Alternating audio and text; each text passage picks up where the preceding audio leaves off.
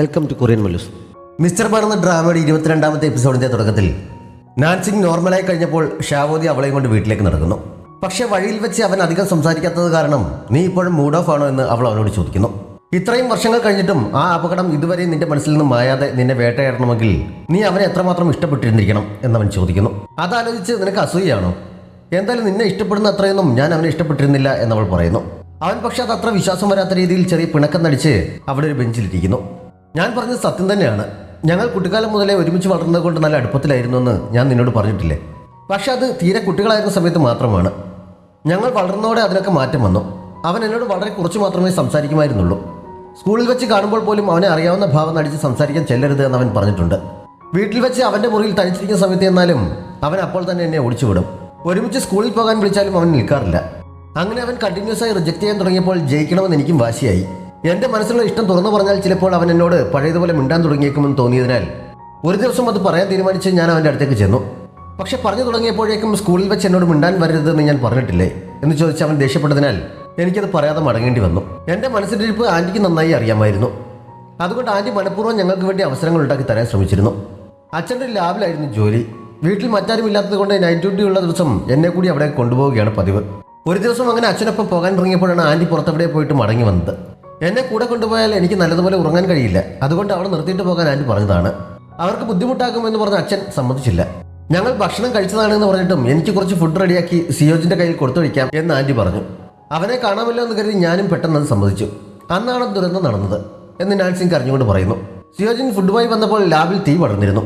അവൻ അകത്ത് കയറി ഒരു മൂലയ്ക്ക് ബോധം നഷ്ടപ്പെടാറായി കിടന്നിരുന്ന നാൻസിങ്ങിനെ താങ്ങിയെടുത്ത് പുറത്തു കൊണ്ടിരുന്നു. അച്ഛനിപ്പോഴും അകത്താണ് എന്നവൾ പറഞ്ഞപ്പോൾ അദ്ദേഹത്തെ രക്ഷിക്കാനായി അവൻ വീണ്ടും അകത്തേക്ക് കയറുന്നു. കെമിക്കലുകൾ കത്തുന്നതിന്റെ പുകയും മറ്റും ശ്വസിച്ച് അദ്ദേഹത്തിന്റെയും ബോധം നഷ്ടപ്പെടാറായി കിടക്കുകയായിരുന്നു. അവൻ അദ്ദേഹത്തെ ചുമലിലേറ്റി പുറത്തേക്ക് ഇറങ്ങാൻ തുടങ്ങിയപ്പോൾ തീ പടരുകയും പൊട്ടിത്തെറിക്കുകയും ചെയ്ത് അവർ രണ്ടുപേരും കൂടി അകത്തേക്ക് വീഴുന്നു. വീണ്ടും അവൻ രക്ഷപ്പെടാൻ ഒരിക്കൽ കൂടി ശ്രമിച്ചെങ്കിലും അപ്പോഴേക്കും എല്ലാം കൂടി പൊട്ടിത്തെറിച്ച് അവർ അതിനുള്ളിൽ പെട്ടുപോകുന്നു. അവർ രണ്ടുപേരും അതിനുള്ളിൽ കിടന്ന് മരിക്കുന്നത് പുറത്തിരുന്ന് നിസ്സഹായമായി നോക്കിയിരുന്ന് കരയാനേ നാൻസിങ്ങിന് കഴിഞ്ഞുള്ളൂ. ഷാവോദിയോട് അത്രയും പറഞ്ഞപ്പോഴേക്കും അവൾ ശരിക്കും കരഞ്ഞിരുന്നു. അന്നത്തെ അപകടത്തിൽ രക്ഷപ്പെടേണ്ടിയിരുന്നത് അവനായിരുന്നു എന്നെനിക്ക് പലപ്പോഴും തോന്നിയിട്ടുണ്ട്. അവൻ എല്ലാ കാര്യത്തിലും വളരെ മിടുക്കനായിരുന്നു. ഇന്ന് ജീവിച്ചിരിപ്പുണ്ടായിരുന്നെങ്കിൽ ബോസിനേക്കാൾ പ്രശസ്തനായ എഴുത്തുകാരനായനെ. അവന് പകരം ഞാനായിരുന്നു അപകടത്തിൽ മരിക്കേണ്ടിയിരുന്നത്. എങ്കിൽ ആൻറ്റി ഇത്രത്തോളം വിഷമിക്കുമായിരുന്നില്ല. അവൻ ഏറ്റവും കൂടുതൽ വെറുത്തിരുന്ന എനിക്ക് വേണ്ടി അവൻ്റെ ജീവിതം നഷ്ടപ്പെടുത്തിയല്ലോ എന്ന് ഓർക്കുമ്പോൾ എനിക്ക് ഇപ്പോഴും കുറ്റബോധം തോന്നും എന്നവൾ കരഞ്ഞുകൊണ്ട് പറയുന്നു. അവന് നിന്നോട് വെറുപ്പായിരുന്നില്ല. അവൻ നിന്നെ ശരിക്കും ഇഷ്ടപ്പെട്ടിരുന്നു. ഞാൻ ഇത്തവണ മടങ്ങിയെത്തിയ ശേഷം പലതവണ അവനെ സ്വപ്നം കണ്ടിരുന്നു. ആ സമയത്തൊക്കെ അവന് നിന്നോടുള്ള ഇഷ്ടം എനിക്ക് മനസ്സിലായതാണ് എന്ന് പറഞ്ഞ് അവൻ അവളെ സമാധാനിപ്പിക്കാൻ ശ്രമിക്കുന്നു.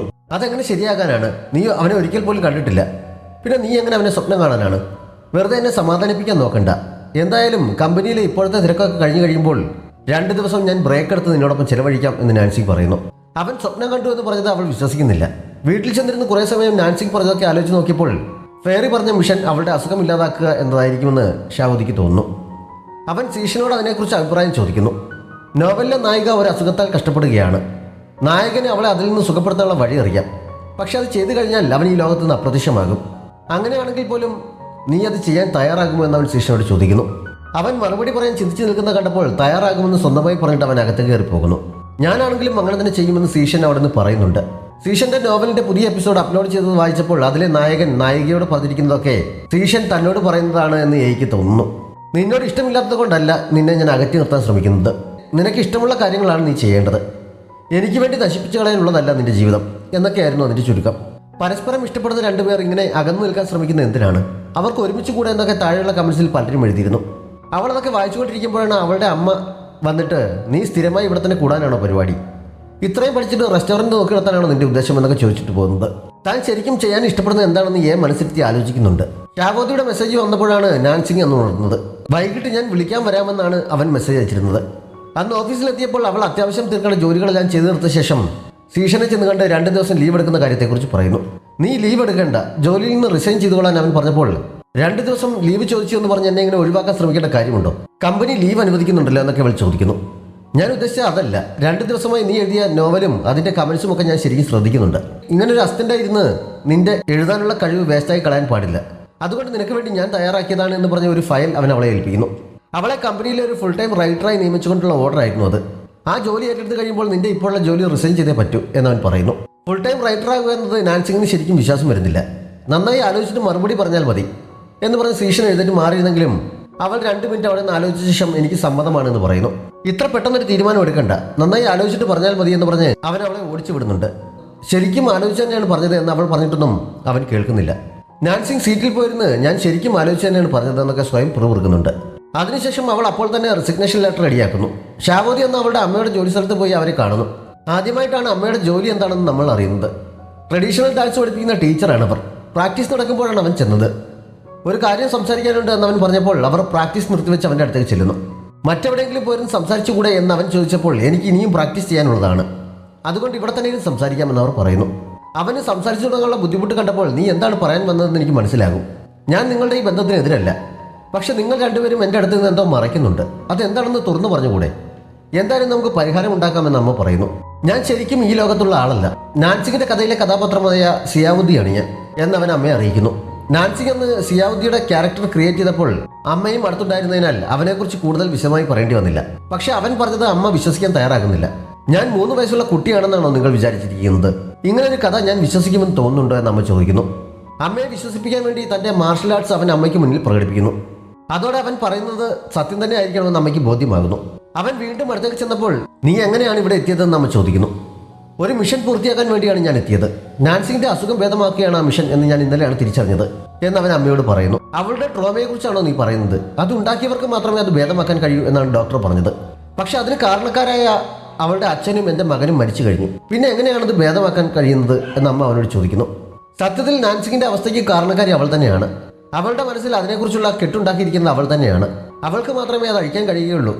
അതിന് അമ്മയുടെ സഹായം എനിക്ക് വേണം എന്നവൻ പറയുന്നു. നാൻസിങ്ങിന്റെ റെസിഗ്നേഷൻ സീഷൻ അന്ന് തന്നെ അപ്രൂവ് ചെയ്യുന്നു. പക്ഷേ പൂർണ്ണമായും ജോലിയിൽ നിന്ന് മാറുന്നതിന് മുമ്പ് അവൾക്ക് പകരക്കാരിയായി ഒരാളെ കണ്ടുപിടിച്ച് തരണമെന്ന് അവൾ റിക്വസ്റ്റ് ചെയ്യുന്നുണ്ട്. ഇന്റർവ്യൂ നടക്കുന്ന സമയത്ത് അവൻ കൂടി ഇരുന്നു കൂടെ എന്നവൾ ചോദിച്ചപ്പോൾ അതിന്റെ ആവശ്യമില്ല, നീ തന്നെ ആരാണെന്ന് വെച്ചാൽ സെലക്ട് ചെയ്താൽ മതി, എനിക്ക് വിശ്വാസമാണ് എന്നാണ് അവൻ പറഞ്ഞത്. നാൻസിങ് സന്തോഷത്തോടെ അത് സമ്മതിക്കുന്നു. അന്ന് അവൾ ഓഫീസിൽ നിന്ന് ഇറങ്ങിയപ്പോൾ ഷാവതി താഴെ വെയിറ്റ് ചെയ്ത് നിൽക്കുന്നുണ്ടായിരുന്നു. അവൾ സന്തോഷത്തോടെ ഓടി അവൻ്റെ അടുത്തേക്ക് ചെന്നിട്ട് നിന്നോട് വിളിക്കാൻ വരണ്ട എന്ന് ഞാൻ പറഞ്ഞതല്ലേ, ഞാൻ മിസ് അയക്കപ്പോൾ ഡിന്നർ കഴിക്കാൻ ഏറ്റിട്ടുണ്ട് എന്ന് അവൾ പറയുന്നു. നിങ്ങൾ കഴിച്ചു കഴിയുമ്പോൾ ഞാൻ പിക്ക് ചെയ്തോളാം, അതിനിടയിൽ ശല്യപ്പെടുത്തില്ല എന്ന് പറഞ്ഞ് അവൻ അവളെ കൂട്ടി പോകുന്നു. ഒരുമിച്ച് മുന്നോട്ട് നടക്കുമ്പോൾ എൻ്റെ ഇവിടുത്തെ സമയം വളരെ വേഗത്തിൽ തീർത്തുകൊണ്ടിരിക്കുകയാണ്. നീ എന്ത് ചെയ്യുകയാണെങ്കിലും ഇവിടെയുള്ള അത്രയും സമയം മാക്സിമം നിനക്ക് കമ്പനി തരാൻ ഞാൻ ശ്രമിക്കും എന്നവൻ മനസ്സിൽ വിചാരിക്കുന്നു. അന്ന് ഷോപ്പിൽ തിരക്കില്ലാത്തതിനാൽ എയുടെ ഷോപ്പിൽ ഇരുന്ന് തന്നെയാണ് അവർ ഫുഡ് കഴിച്ചത്. ഒഫീഷ്യലായി റൈറ്ററായതിന് അവളെ അഭിനന്ദിച്ചപ്പോൾ ഞാനിങ്ങനെ ആകാൻ പ്രധാന കാരണക്കാരി മാഡമാണ്. മാഡം പറഞ്ഞില്ലെങ്കിൽ ഞാൻ എഴുത്തിനെക്കുറിച്ച് സീരിയസ് ആയി ചിന്തിക്കുക പോലും ഇല്ലായിരുന്നു. അവിടെ ആദ്യം ജോലിക്ക് കയറിയപ്പോൾ എൻ്റെ ഐഡലിനൊപ്പം ജോലി ചെയ്യണമെന്ന് മാത്രമേ ഞാൻ മനസ്സിൽ കരുതിയുള്ളൂ. അല്ലാതെ ഇങ്ങനെ ഒരു റൈറ്റർ ആകുമെന്നൊന്നും ഞാൻ സ്വപ്നത്തിൽ പോലും കരുതിയതല്ല. ഇപ്പോൾ എൻ്റെ ഡ്രീം എന്താണെന്ന് ഞാൻ കണ്ടെത്തി കഴിഞ്ഞു. നല്ലൊരു എഴുത്തുകാരി ആവുകയാണ് എൻ്റെ ഡ്രീം എന്നവൾ സന്തോഷത്തോടെ പറയുന്നു.